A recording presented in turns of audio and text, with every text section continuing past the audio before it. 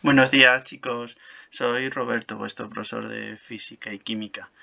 Y vamos a empezar hoy con la página 13 del libro. Como alguno de vosotros igual no tiene todavía el libro, pues por eso he preparado este vídeo. He grabado las imágenes de la página y la iremos comentando, leyendo y comentando, ¿vale? Empezamos con las magnitudes básicas y derivadas. Y dice así: la información que podemos obtener de un fenómeno puede ser de dos tipos: cualitativa, aquella que da una apreciación pero no indica cantidad o valor alguno. Una persona es alta, un objeto se mueve con rapidez, hace calor. Y cuantitativa, que indica un valor determinado a través de cantidades numéricas. Bueno, el resumen de esto es sencillo. Cualitativa, cuando estamos describiendo algo sin indicar la cantidad, un número.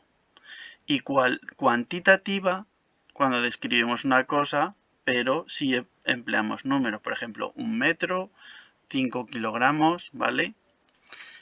Este libro pesa medio kilo, pues eso sería una información cuantitativa. En el segundo caso, la obtención de esa información mucho más útil se lleva a cabo a través de la medida de las propiedades observables del fenómeno que estamos estudiando. Estas propiedades que pueden medirse reciben el nombre de magnitudes. Vale, de aquí lo importante es la definición de magnitud, y el libro dice así: una magnitud es toda propiedad que se puede medir. La medida consiste en asignar un valor a una cantidad de la magnitud comparándola con otra de referencia o patrón de valor conocido. Bueno, a ver, todo esto quiere decir, si tú coges un cronómetro, ¿vale? Y mides el tiempo que tarda un compañero en recorrer una distancia, pues eso es una medida, ¿no? Tu compañero se pondrá en un sitio, le darás la salida, darás al inicio al cronómetro, que irá contando, y cuando llegue al final lo pararás. Eso es medir. La magnitud es lo que mides, el tiempo, ¿vale? Entonces, el tiempo es una magnitud porque es algo que puedes medir con un reloj o un cronómetro. Y el reloj o el cronómetro que estás utilizando es lo que te permite realizar la medida. La medida en este caso sería el tiempo en segundos que haya tardado tu compañero. De acuerdo con convenios internacionales, todas las magnitudes que existen pueden clasificarse en dos tipos: básicas y derivadas. Esta clasificación es algo que se ha decidido porque sí, es decir, se han reunido un conjunto de científicos y han decidido: estas 7 medidas van a ser básicas y el resto todas van a ser derivadas. ¿De acuerdo? Se eligen como magnitudes básicas las más sencillas y de uso más frecuente, ¿vale? Se caracterizan por el hecho de que no se expresan en función de otras, por ejemplo, longitud, masa, tiempo, temperatura, etc. El próximo día veremos las 7 magnitudes básicas. El resto de magnitudes se expresan a partir de las básicas y reciben el nombre de magnitudes derivadas. Aquí vemos 3 ejemplos. La concentración es una magnitud derivada. ¿Por qué? Porque para saberlo tenemos que realizar una operación aritmética. Tenemos que dividir la masa entre el volumen. ¿De acuerdo? La masa, sin embargo, sería una magnitud básica porque simplemente no tenemos que realizar cálculos matemáticos. Si queremos conocer la masa de algo, lo ponemos en una balanza y ya está, ¿vale?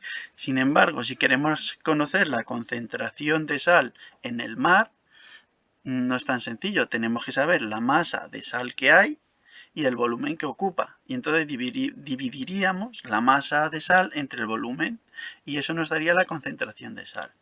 Por eso que una magnitud básica es aquella que no realizas cálculos matemáticos, sino que se encuentra dentro de una lista de 7 magnitudes y ya está. Y una magnitud derivada, pues el resto. Y todas las magnitudes derivadas se pueden calcular mediante alguna fórmula. Un ejemplo sería el de la carrera, ¿vale? En el transcurso de una carrera popular se miden magnitudes básicas como el espacio, la distancia que recorren, vamos, y el tiempo que tardan, ¿vale? Y con esto se calcula la velocidad de los corredores, que sería una magnitud derivada. El espacio recorrido y el tiempo serían magnitudes básicas, la velocidad sería una magnitud derivada. Bueno, unidades de medida, ¿vale? Hasta ahora hemos definido lo que es una magnitud, ¿de acuerdo? Y lo que es la medida. Ahora vamos a ver qué es una unidad de medida. Cuando definimos una magnitud surge la necesidad de contar con una referencia o patrón para establecer su valor en cada momento. Esa referencia es la unidad.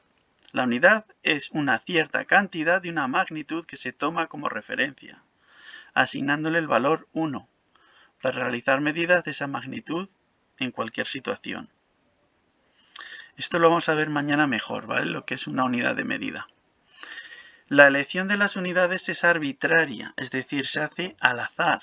No existe un motivo por el cual un metro es un metro, sino que en un cierto momento se reunieron un montón de personas y dijeron, esto de aquí es un metro. Esta vara, la longitud de esta vara es un metro. Y ya está. Eso es algo arbitrario, ¿vale? Es decir, es un convenio que establece la comunidad científica. Cada unidad recibe un nombre y tiene una abreviatura para facilitar la escritura, ¿vale? Al igual que las magnitudes, las unidades se clasifican en básicas, si corresponde a una magnitud básica, y en derivadas, si corresponde a una magnitud derivada. Vale, es decir, hay magnitudes básicas y derivadas, y hay unidades básicas y derivadas, y ya está.